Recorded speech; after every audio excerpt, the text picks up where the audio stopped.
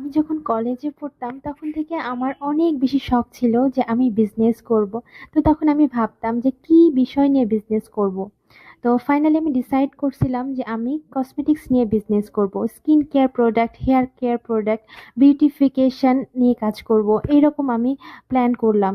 তো যখন আমি ভাবলাম তখন এই সমস্ত বিষয়ের উপরে স্কিল ডেভেলপ করা শুরু করলাম, এসব নিয়ে রিসার্চ করা শুরু করলাম, কোন প্রোডাক্টটা ভালো কোন প্রোডাক্টটা ভালো না, কোনটা আমার ক্লায়েন্টের উপকার হবে কোনটাতে ক্ষতি হতে পারে, এই সমস্ত কিছু শেখার চেষ্টা করলাম। তো শেখার পরে আমি ফাইনালি ডিসাইড করলাম যে হ্যাঁ আমি বিজনেসটা করব। তো তখন আমি অনেক ভয় লাগতো যে পারবো কি পারবো না। বিজনেস তো ছোট ব্যাপার না, অনেক ব্যাপার থাকে। তো ফাইনালি বিসমিল্লাহ বলে শুরু করছি এবং আলহামদুলিল্লাহ এ পর্যন্ত আমার অনেক অনেক অনেক ক্লায়েন্টের আমি অনেক ভালোবাসা পেয়েছি। এবং আমার প্রত্যেকটা ক্লায়েন্ট যে আমার প্রোডাক্ট নিয়ে যে উপকৃত হয়, এটাই আমার কাছে আল্লাহর কাছে অনেক অনেক শুক্রিয়া যে আমি আমার কাজের দ্বারা আমার ক্লায়েন্ট আপুদের উপকার করতে পারছি, মানুষের উপকার করতে পারছি। এটাই আল্লাহর কাছে অনেক অনেক বেশি শুক্রিয়া। আর আপনারা আমার জন্য অনেক অনেক দোয়া করবেন, অনেক ভালোবাসা দিয়ে যাবেন যেন আমি আরো ভালো ভালো কাজ করতে পারি ইনশাআল্লাহ। তো এই তো সারাদিন কাজ করতে করতে বাসার কাজ জমে যায়। বাসার মানে যেহেতু এখন অফার দেওয়া হয়েছে, অনেক অনেক অর্ডার আসতেছে, এত কাজ করতে হচ্ছে সারাদিন প্রোডাক্ট নিয়ে।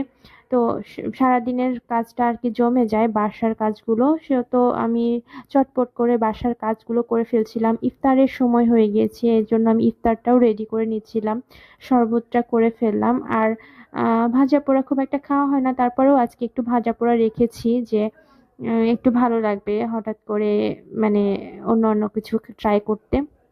তো সাধারণত ইফতারের টাইমে আমার ভাত খাওয়া হয়। তো ভাতের পাশাপাশি আজকে একটু ভাজা পোড়া রেখেছি। আর কাজ করতে করতে যেহেতু দেরি হয়ে গিয়েছে সেই জন্য আর কি চটপট করে যে যেটুকু সম্ভব ছিল আর কি রেডি করছি।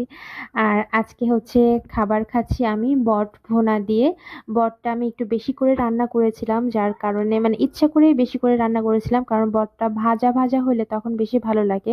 প্রথম দিন যখন রান্না করি তখন কিন্তু ভাজা ভাজা হয় না। আজকে আমি খাইতে বসছি, আজকে বটটা একদম সুন্দর মুচমুচে ভাজা ভাজা হয়ে গিয়েছে। আর সাথে একটু ভাজা পোড়া নিয়েছি, এটা আমি ভাতের সাথেই খাচ্ছি। কারণ হচ্ছে মানে শুধু ভাজা পোড়া খেলে আমার গ্যাসের অনেক প্রবলেম করে। সারা দিন রোজা রাখার পরে মানে শুধু ভাজা পোড়া খেলে অনেক কষ্ট হয়।